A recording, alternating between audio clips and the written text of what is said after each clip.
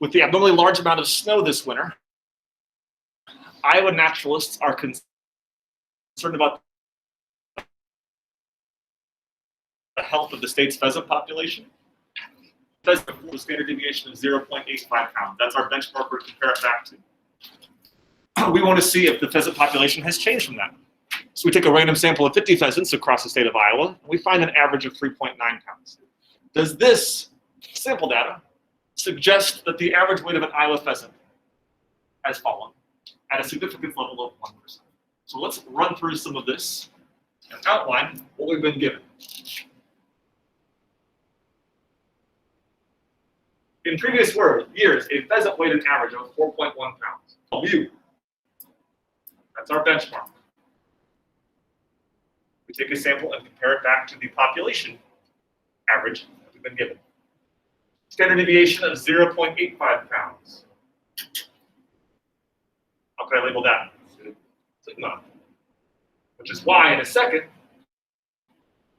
we're going to use a z-score. I have means with known parameters. I'm given the overall variability of this pheasant population, sigma, as opposed to having to use my sample data to estimate it with that sample standard deviation.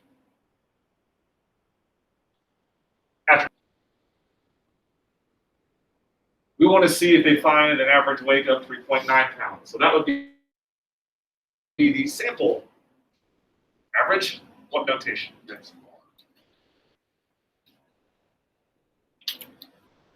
Based off of this difference, my sample estimate's a little bit lower, right? Does that mean that there has been a decrease in the overall average weight of pheasants? Or is this difference accounted for by just normal sampling variability? Just a random bunch of pheasants that had a little bit lower weight. Is this statistically significant evidence that the average weight of pheasants is significant, or just random variability? All right, so let's run through steps of a hypothesis test. We're going to do some conditions first. A little bit different than the conditions for proportions. Was it a random sample? Yes. Is 50 Iowa pheasants less than 10% of all pheasants in Iowa? Yep. So I didn't take too big of a slice. So each slice that I take should be independent of any other slice. Each sample of 50 represents less than 10% of the overall population of pheasants. Each sample is independent of all others.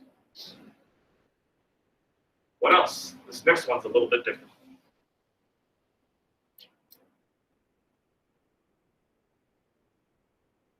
Distribution. Normal distribution, right? Weights are usually normally distributed. Weights of pheasants are normally distributed. Weights, heights, IQ scores are all generally acceptable normal distributions. So our population is normal to start with, but what if it wasn't? What sample size would be necessary to make sure I get a normal sampling distribution? 30. 30, and don't I have a sample size of 50? So by central limit theorem, by taking a large enough sample, we have a normal sampling distribution. Our sample size is greater than that benchmark of 30. We can use a z-score for our normal sampling distribution. This next part's important for the hypothesis.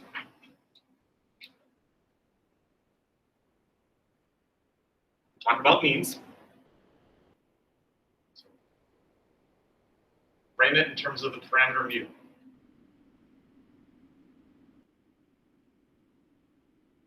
Population average weight of pheasants.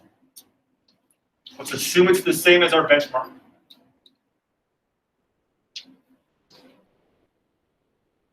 What are we trying to prove?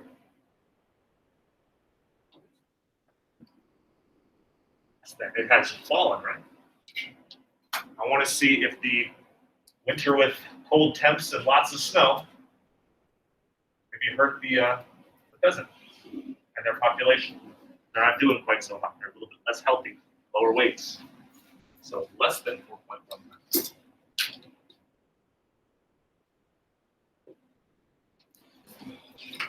What does this mean in terms of the number of tails in my hypothesis test? One tail. Which tail, though, Calvin? Left or right tail? Left tail. less than left tail. So let's draw that rejection region, part 3. I want to reject a true null hypothesis only 1% of the time, so we're going to put that likelihood in the left tail. We can the other 99%, the remaining part of my distribution. Since you have your formula sheet out, what's that z-score that cuts off the first percentile from everything else?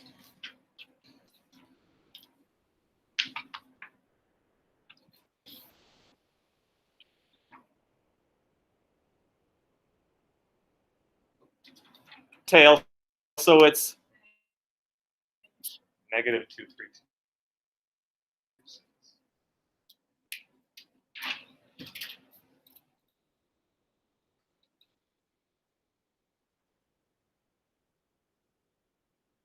If we can take in our next step this data and calculate a z-score that is more extreme further from 0 than this value, significant results. If not, I lack the evidence to show that the pheasant's weights have decreased.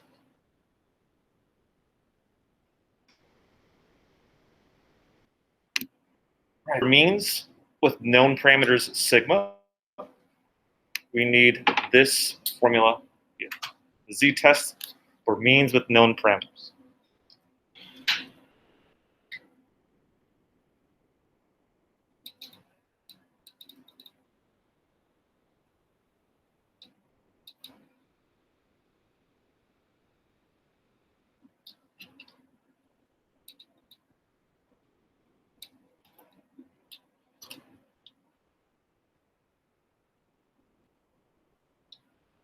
Difference between the two means in terms of the sample standard deviation.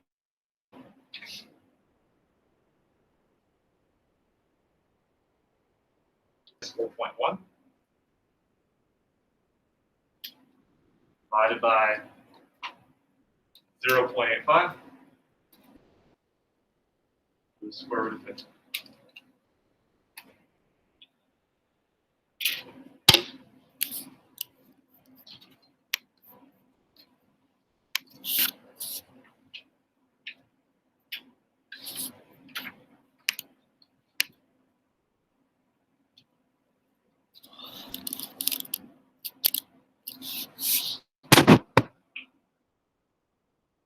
Where Desmos feels like it. There we go.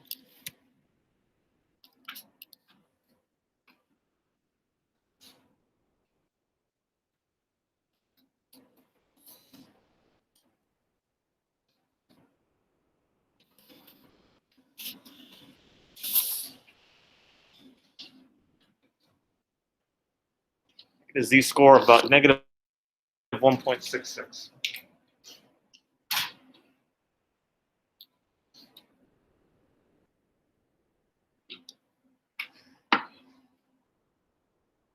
On this region, on this number line, where would that z-score fall? Negative 1.66 would be where? In the tail that I have shaded, or the remaining part to the right in the other part of the distribution? Where's negative 1.66 at? Further from 0?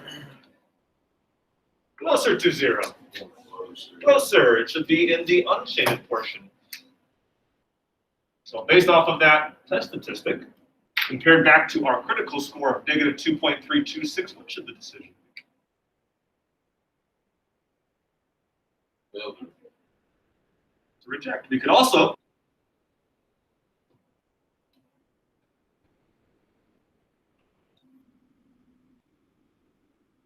grab your z-table, and let's find the probability of this given z-score.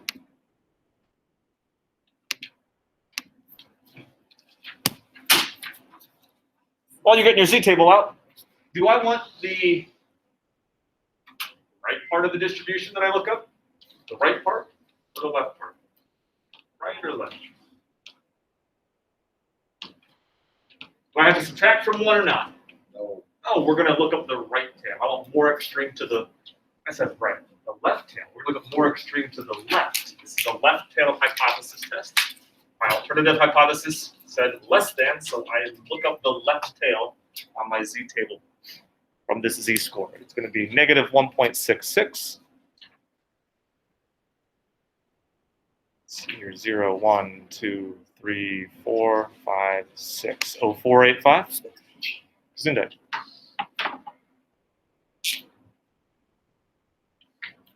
Probability of a z-score less than or equal to the left hand, negative 1.66 equals 0.04.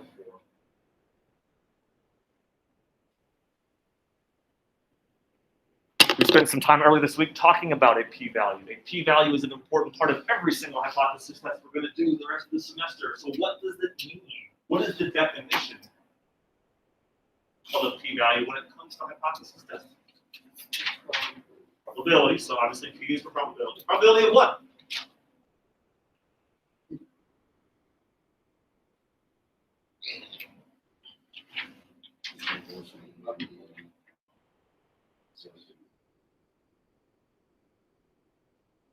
Probability, if the null hypothesis is true.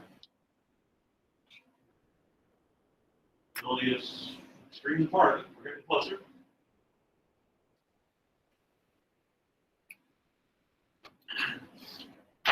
Probability of collecting a sample such as ours, or a sample more extreme, if the null hypothesis. It's the probability of me finding the results of my sample if it's actually true, 4.1 pounds. I would find 50 pheasants with an average weight of 3.9 pounds about 5% of the time. I want to reject a true null hypothesis 1% of the time. Is this p-value within our allotted type 1 error probability? Which one's bigger or smaller? Is p bigger than alpha, or is alpha bigger than my p-value? P is bigger. So if the p is low, reject the whole.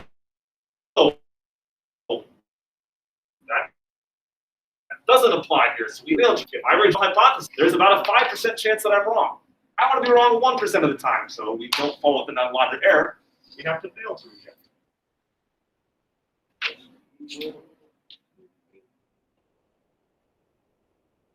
For our decision, fail to reject.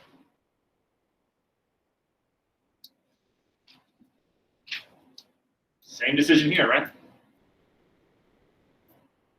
By looking at negative 1.66 versus our critical score of negative 2.326, we reach the same conclusion that we did when we compared p-value to our significance level alpha.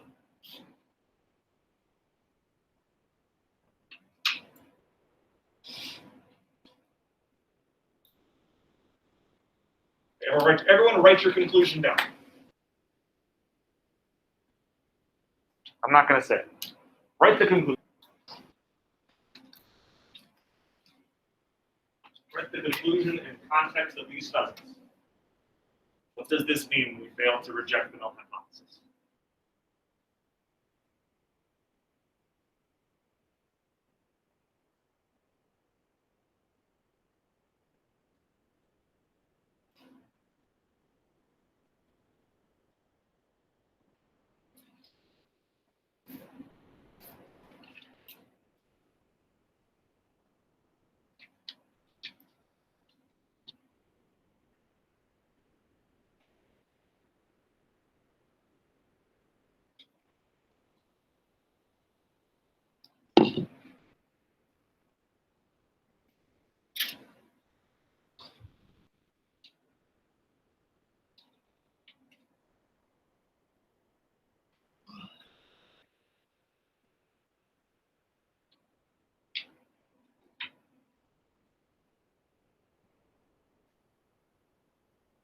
What did we write?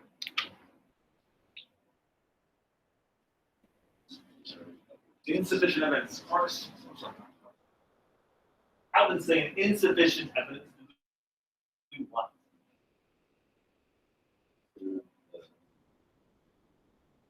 That's really finished up there. You were saying, say the average weight of talent pheasants is less than 4.1 pounds.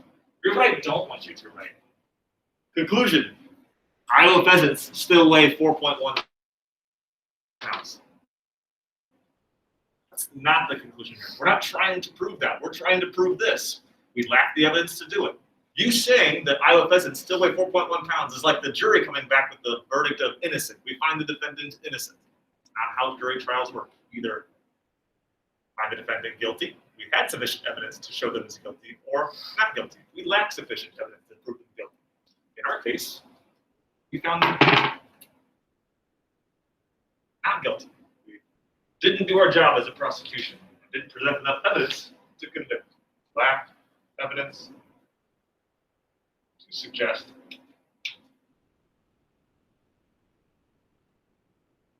the average weight of pheasants less 4.1.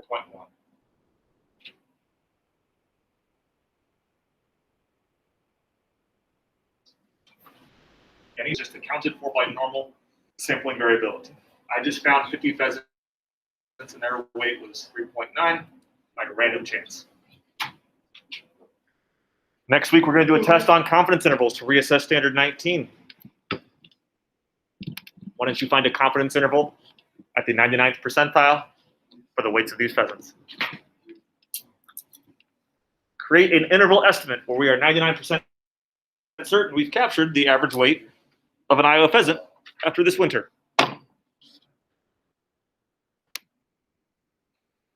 Starting maybe tomorrow and next week, we're going to review standard 19 confidence intervals, t-intervals, portions, means, what sample size is necessary to create a specific margin.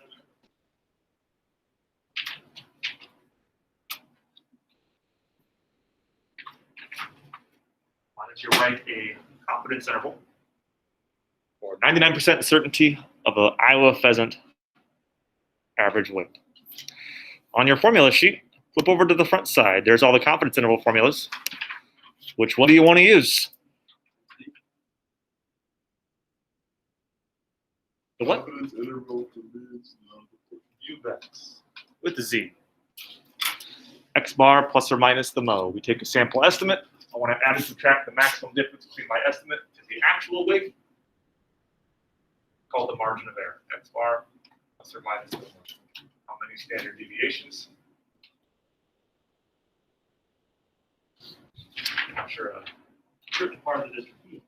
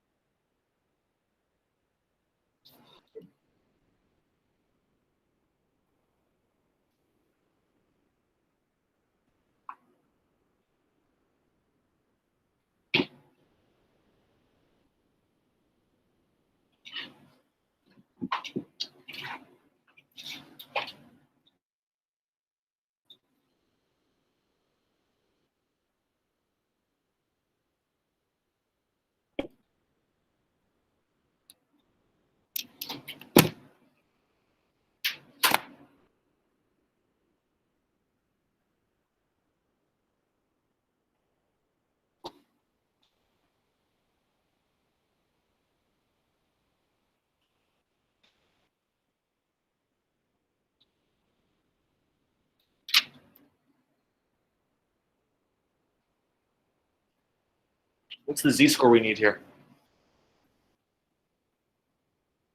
we need 2.575. Why is it not 2.326? We use it for your hypothesis. There's another common mistake people make. Not the same z-score here as we're going to use over here. Why? What's the difference between these two columns of z-scores?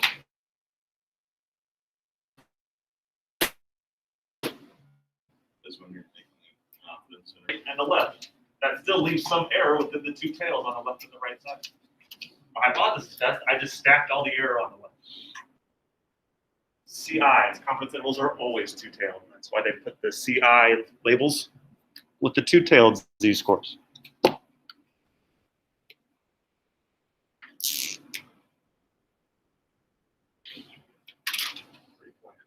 plus or minus 2575.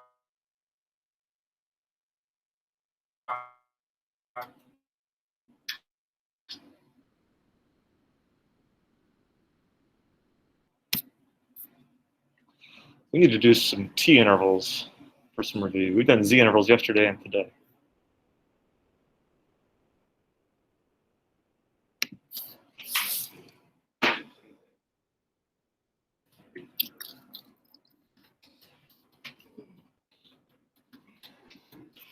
Margin of error is about 0.31 pounds.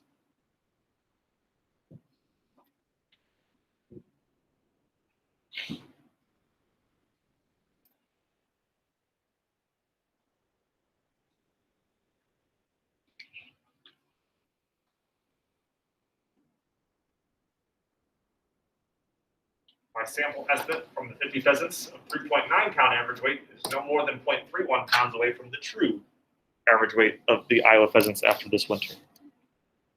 So 3.9 minus to get 3. Oh, I bet I did this wrong here because I didn't type in my calculator the 99% interval. That's why this isn't looking right.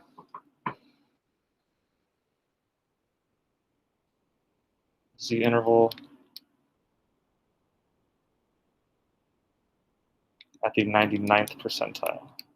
There we go. 359. That was my mistake, guys. I forgot the wrong thing on my calculator.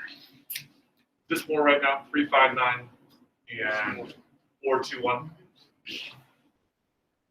I have my calculator set for a 95% CI, not a 99%. So I had the wrong interval. Is that right now, though? Yeah. Yeah, because it matches the 359 I got from the calculator there. Okay, that's what we were just talking about. Why are we using 2575? 99% what, though? Confidence interval. Confidence intervals are always two-tailed.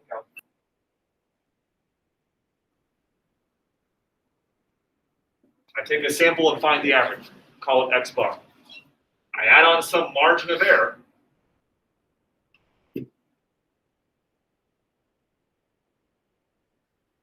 The left and the right, percent of the distribution. Aren't there a little bit of error on the left and the right? Always two-tailed for confidence intervals. I just stacked all that 1% error on the left side of my hypothesis test that was 1. Hypothesis tests could be either 1 or 2-tailed, depending on how you set up your hypothesis. CIs are always two-tailed. Because by adding on margin of error to the left and the right, I still might have some error in each of the two tails.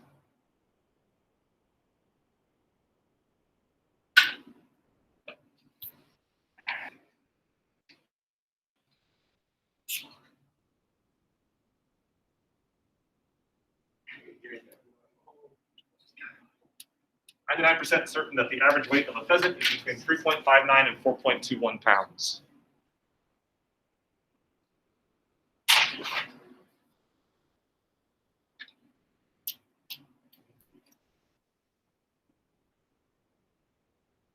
.9 was our X bar, our sample estimate. Is that within the interval that you just made? Is 3.9 within this interval? Yes, sir. So we would have to fail to reject in that case as well. What if I got my X bar of like 3.5, 3.5 pounds? What if I set X bar to be 3.5 over here? Would that be within this interval? Because it's outside our 99% confidence interval. I would have significant results in that case and have to reject the no hypothesis.